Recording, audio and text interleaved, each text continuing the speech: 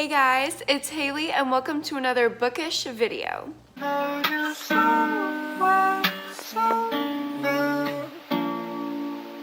So today, you read the title, is a very exciting video, yet another secret TBR reading vlog. Yes, I am reading Caroline Johnson's favorite books. She's one of the very first people that I met on BookTube and one of my very favorite booktubers and just friends in general. I absolutely love Caroline. Go check her out. I will link all of her stuff down below. Subscribe, follow her on Instagram, and make sure to watch her reading vlog, reading my favorite books as well. I will link all of that down below. But let's go ahead and get into my TBR for this reading vlog. So in this video, I'm going to be reading The Simple Wild by K.A. Tucker, which is a romance, and then two historical fictions, which you guys know is so out of my comfort zone, but I completely trust Caroline, so I'm hoping I'm gonna love them. I'm gonna read The Vanishing Half by Britt Bennett, which I've been wanting to read for a while, and I'm fairly confident I'm going to enjoy that one. And then Shutter Island by Dennis Lehane, which I've actually already started. I'm about a quarter of the way through, and I've already seen the movie, so I know like the big twists. So initially I was kind of worried that that was going to ruin the reading experience for me because I already know what's coming. But I can honestly say that so far I like it even more than the movie. It is just as atmospheric and it's definitely a book that shows rather than tells. I really like the writing style, which I was also concerned about because it is an older publication, but I am really enjoying it so far. So that gives me high hopes for the rest of this video because this is the one that I was most nervous about because it is a historical fiction. So if you don't know what this book is about, it is set in 1954 and it follows two investigators from the government, I guess like FBI or something like that. And they are sent to an island that has a mental institution for the criminally insane. So these are people who have committed crimes due to psychological problems. I'm not gonna get up here and bash her like everybody else, but she needs a lot of psychological evaluations. So these two men are sent here, and the perspective that we're following is of one of the investigators, and his name is Teddy, and I really like him as a character. You can tell he has a lot going on underneath the surface. He's dealing with the death of his wife and the trauma that he's experienced in the war and in past cases. So we're following him and his trauma while he is sent to this island with his partner, and they're investigating the disappearance of one of the patients in the mental hospital. So they're trying to hunt her down and find her.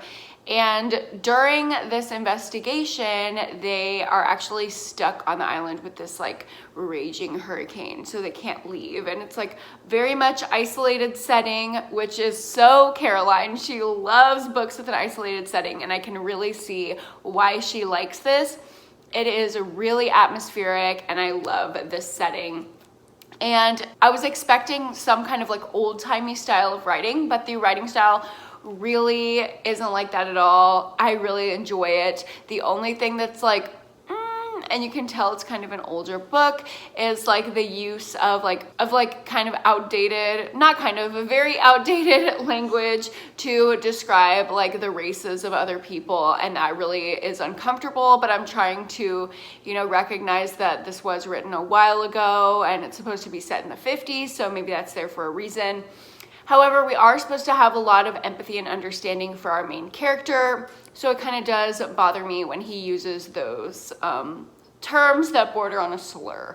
But other than that, I'm really enjoying it.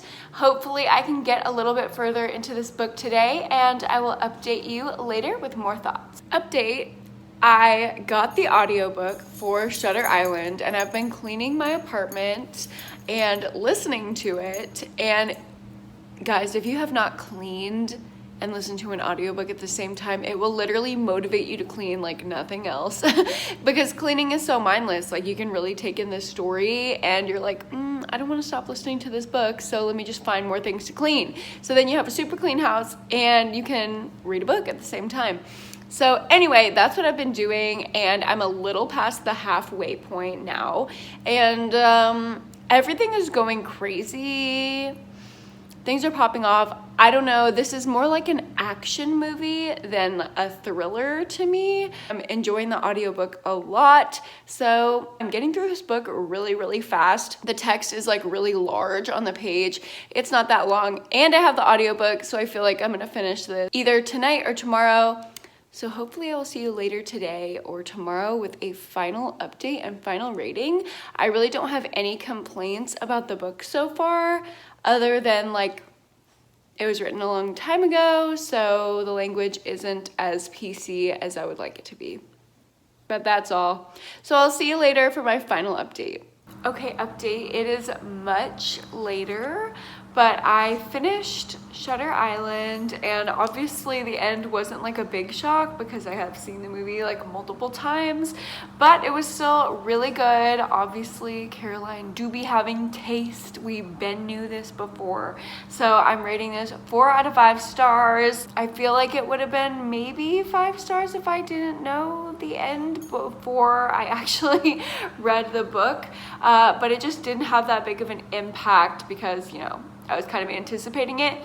It did get really like actiony at the end, and I was like, it was like tense and suspenseful as I was like waiting for the big reveal to happen. So I did like that, but I just kind of couldn't get past number one, me already knowing what was gonna happen, and number two, just like the weird language that was used long ago when this was written. It's very offensive and not something that we would want to write in a book today.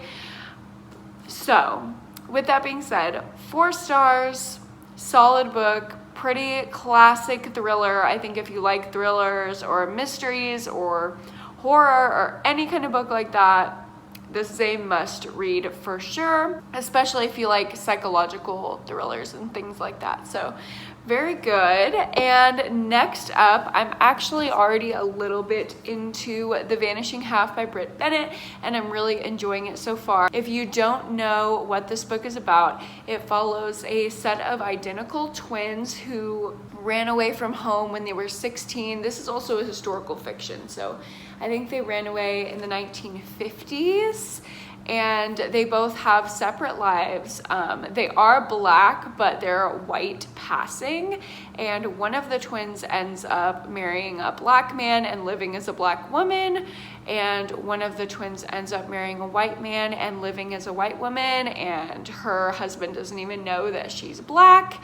And then they both have daughters, and the daughters end up intertwining in the 1990s. So we're switching timelines back and forth from the 1950s to the 1990s when their daughters are meeting. So it's going to go into themes of colorism, gender identity, all of these different kind of things, and it's a really good so far. I like the commentary on colorism. I feel like that's not something we get a lot of, so I'm really enjoying it, and I'm excited to get more and more into the story. I'm only like not even a chapter in, so can't really make any final judgments right now other than saying that I'm enjoying it, and I will probably have another update for you tomorrow. Hello guys, update. It is the next day and I am now halfway through The Vanishing Half, and I love it. Like, I just already know this is going to be 5 stars. It is so intriguing and I care about all of these people's lives so much. They feel like such real people and not just like characters. They're so well fleshed out, and I love the internal dialogue so much for every single one of them, particularly Stella. This is the twin who is Black, but she has chosen to live as a white woman because she is white passing, obviously, and a Black woman has moved across the street from her, and she was very vocal about the fact that she didn't want her there, and now they're becoming like really good friends, but it's like a secret. I don't know, that storyline is so interesting to me, and I'm just wondering if Loretta, the Black woman, like knows that Stella is like kind of fooling everybody in her life, which is really sad because she's denying her own racial identity. I wonder if she knows that at all. Stella's constantly worried that she knows that, but then deep down she's kind of hoping that she knows. Also, the daughters have met at this point, but I think only one of them has realized who the other girl is. So it's very intriguing. It makes me want to keep reading. I love the writing style. I don't know, I just love it. That's all I really have to say, is that it's really, really good and I'm really liking it. So I have class today, but hopefully I can get some more time to read this book later, and I will give you another update. Okay, I'm currently 2 chapters away from the end, and the sisters are getting closer, or I guess they're cousins, but the twins still have not reconnected, and it's like making me just want to speed through the book. Like, I just need to know if they reconnect. This is so good. It's keeping my attention. Like, I can't remember the last time a book like kept my attention this much. I'm like ignoring the rest of my life responsibilities because all I want to do is find out what happens at the end of this book. It is so good, and that is the only update I have. I will probably see you tomorrow morning with my final thoughts. Hey guys, good morning. It is the next day. Sorry I sound like this. I am like allergy central right now. I don't know what's going on. I'm like on a ton of Dayquil. I get really bad allergies in the wintertime, so just bear with me and this weird like man voice I have going on. But I did end up finishing The Vanishing Half, and I gave it 5 stars. I absolutely loved it. The ending was perfect. It was sad. It was beautiful. It was like very much bittersweet. And there's a quote in here that I feel like sums up this entire book, and it's, "The problem is you can't ever love 2 people the same way." So that is like the intergenerational trauma issue in this book, and I loved following like the perspectives of the different generations and going kind of through the years with this family. If you like things like that, where it's like a case study about a family and their trauma and the things that they've gone through, you will love this. It is very much like Celeste-ing Everything I Never Told You. It gave me a lot of those kind of vibes, and I really loved it. Like, I have absolutely no complaints whatsoever about this book. Like, I was scouring my mind of like how I could critique this book. The only thing is that the chapters are really long, but it didn't bother me in this case. So is it even a critique? Not really. Basically, I'm trying to say this book is perfect, and I totally see why it won Book of the Year on Book of the Month, the subscription service, and I totally see why Caroline loves this book too. It was on her favorites of 2020. Completely get it. This book is amazing, and I highly, highly recommend it. I think it's going to be on my top favorites of 2021. So lastly, for this video, I'm going to be reading one of Caroline's favorite romances. She has talked about this book so much recently, and that is The Simple Wild by K.A. Tucker. So if you don't know what this is about, basically this girl was born in Alaska and it didn't work out between her parents. Her dad did not want to move away from Alaska, but her mother just could not stand living there. So her and her mother moved to Canada, and her dad basically made no effort to speak to her or see her ever since they moved away. But she gets an unexpected call that he has cancer and he's basically dying. He only has a few months to live. And if she wants to see him or get to know him, have any answered questions before he leaves the earth, then she needs to go visit him in Alaska. So I am about 80 pages into this book. She just got to Alaska. She's kind of flirting with one of the like plane operators because her dad owns like a charter plane company, and they're not really getting along, but I can see where it can turn into romance. So I think that is where the romance is going to come in.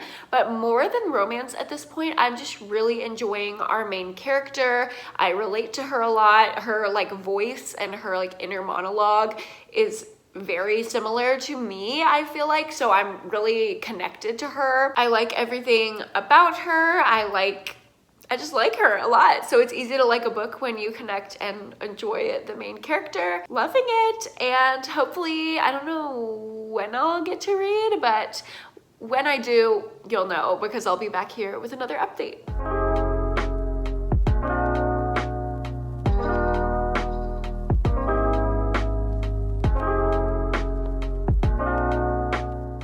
Hello vlog. So Boat was jingling right away.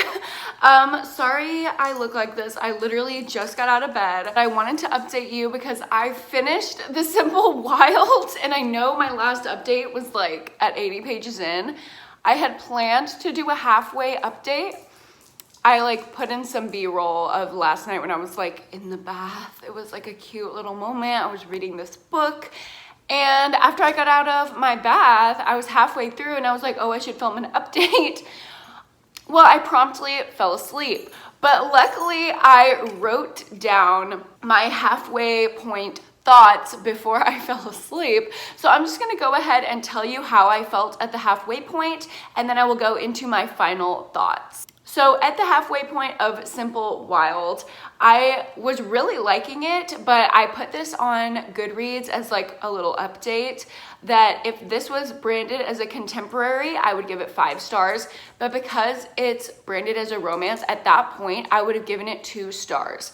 It was such a slow burn, and I feel like I was just sitting there waiting for the romance. And if the contemporary story of our main character wasn't so strong, I probably would have DNF'd it. I like a slow burn romance, like don't get me wrong, we can stand a slow burn.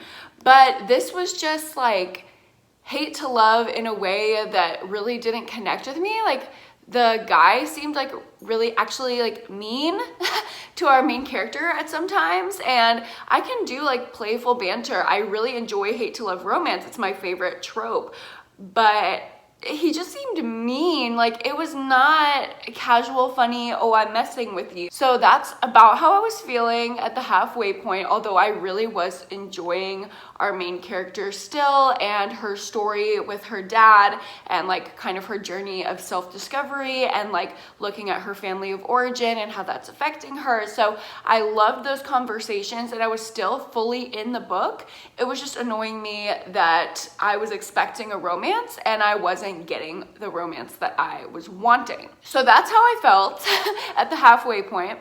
And then I woke up this morning and it's Martin Luther King Jr. Day. So that means my agency is closed where I'm seeing clients, and I also don't have class all day. So I was like, you know what? I'm just gonna lay in bed this morning and finish this book. And I did end up finishing it, and I gave it 5 stars. So I will go ahead and explain, because it seems very hypocritical that at the halfway point I was really not into it and then I gave it 5 stars. I will explain, don't worry. Oh my God. I'm so sorry. I literally just had a sneezing attack. I probably sneezed over a dozen times, y'all. I am so sick.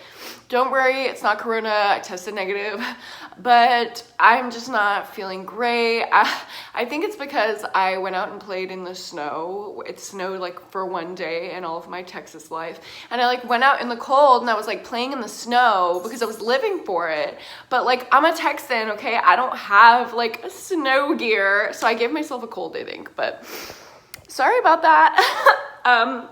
Back to The Simple Wild. So first I'm going to tell you why I gave it 5 stars and what redeemed this book at the end for me. Right after the halfway point, the romance kicked in, and when she kicked in full force. I was very much here for it, and I was already here for the story and the characters because I was just liking the contemporary story that was being told of this girl and her family.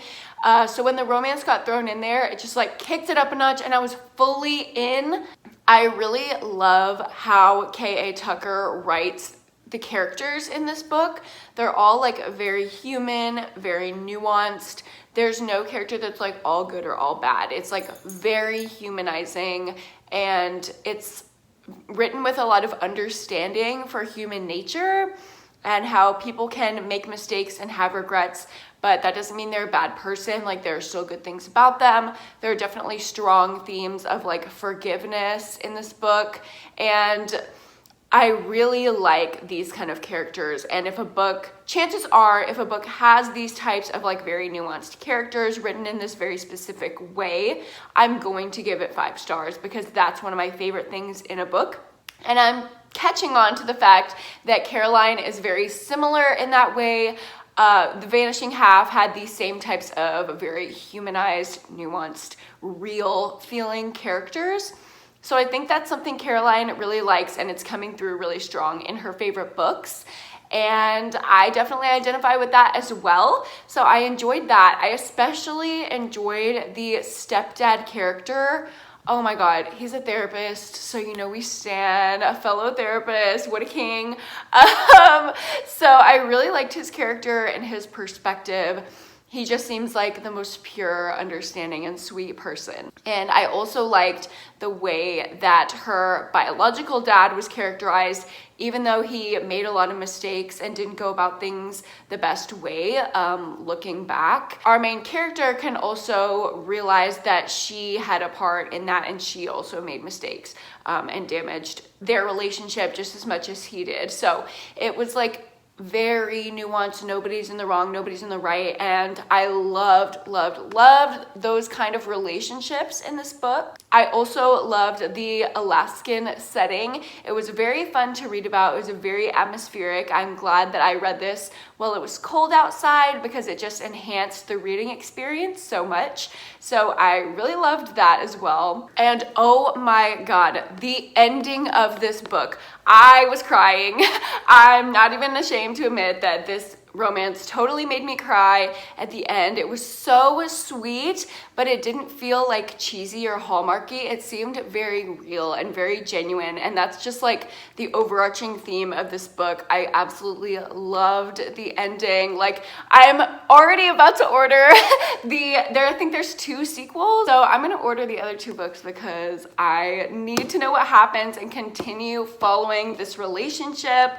I hope that in the next books they get into themes of grief and loss and things like that, because obviously the whole like big conflict in this book was that our main character's father had cancer. So I think K.A. Tucker speaks about really hard to digest themes in a really nuanced way. So I would love to see that.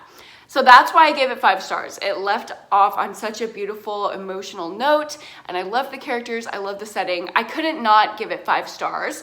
However, this is not like 5-star favorite of all time like it is for Caroline for me, because I can definitely see the flaws in it.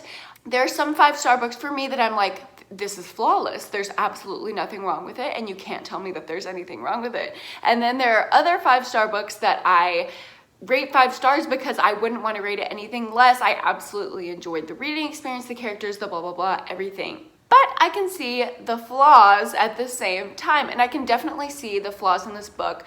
There were 2, yeah? Okay, go off. There were 2 main things in this book that really annoyed me. It didn't take me out of the story or inhibit my experience of like enjoying the book, but they were just like, I don't really like that. Our love interest character was very judgmental of the main character for doing things like wearing makeup, doing her hair, taking a long time to get ready, taking photos for social media, dressing up in cute outfits when the weather doesn't necessarily call for it. He was judging her for doing all of these things and saying that it makes her vain and materialistic and like a Barbie and all these things. And I really did not like that. That was where I thought like his like hate to love actually was like inching into like I'm just a mean asshole kind of territory, because I really did not like his critique of her. I think women get picked on for not wearing makeup and being ugly, but then you can also get picked on for being too high maintenance and caring too much about your appearance. So you can really never get it right as a woman, and I didn't like how he was kind of feeding into that. I think it's really harmful, and I don't think we should be romanticizing a male love interest that is treating a woman that way. If I was younger and I was reading this, I can see how that would kind of warp my perspective. Obviously, I'm older, so I can, take a step back and understand that that's just simply not correct. But the reason why it didn't take me out of the story was because our main character didn't you know, she really wasn't affected by it. She was sticking to her guns and saying, hey, you know what, I can wear makeup, and that doesn't say anything about how vain I am. It just means that I enjoy putting on makeup. And I identify with that because obviously, you wouldn't tell today because she's got a bare face, honey. But usually I like wearing makeup. I like, you know, posting on Instagram, wearing cute outfits. So the way that she stuck to her guns and was like, you know what, this is something that I can be, and it doesn't say anything about me, I really liked that. And I think that by her doing that, it kind of changed his perspective a little bit, not fully, but it like showed him the light a little bit. Like, a girl is not either a Barbie doll or a tomboy. She can be somewhere in between and enjoy, you know, being both. And so I really liked that conversation, and it took an issue that I actually had with the book and made it something that I thought was a good lesson to learn, maybe. But again, for younger audiences, I'm not sure that I would want, you know, my daughter reading this and idolizing a man like that says those type of things. So that was one thing that annoyed me. The slow burn was also like a half thing that annoyed me, but then it ended up like coming full force for the second half. So I really can't be mad. It was just that like, come on, I feel the tension and I need it to just happen feeling at the halfway point, but I don't think it took away from the story. It was definitely a slow burn and it was intended to be that way, so I'm fine with it. The last thing that actually I didn't like, and I think was a flaw with the book, was there's a character who is a 12-year-old girl who is literally just the most annoying character I've ever read. She's supposed to be like cute and quirky and but she just annoyed me the whole entire time. Like, I really did not like her character, and I genuinely can't tell if the author intended for me to like her or not, but I didn't like her. I don't think it took away from the story. Again, I understand if the author was intending for her to be annoying and for it to like show the main character's growth, that she's not feeding into it or, you know, becoming annoyed by this new younger girl in her dad's life, even though she was not in her dad's life as a young girl. I think that was the intention, but still it was annoying. So I just wanted to say it because it's a thought that I had while reading, but still, it's a 5-star. It's a 5-star that I can see the flaws with, but regardless, it's a 5-star. So overall, I think we can say we can trust Caroline's reviews. Her favorite books are wonderful, and I really enjoyed reading them this week. The Simple Wild was obviously 5 stars. The Vanishing Half was 5 stars. I highly, highly, highly recommend this book. This is a 5-star for me that I really could not find a flaw with. I absolutely love it. And then Shutter Island, I gave it 4 stars.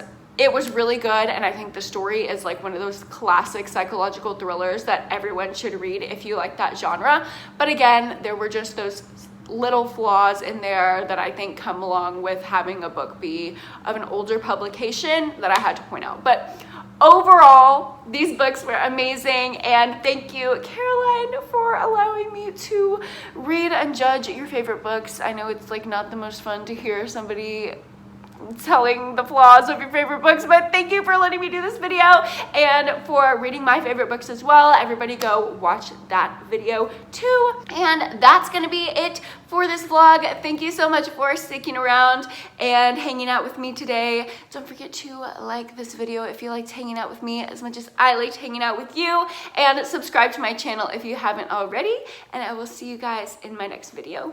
Bye. So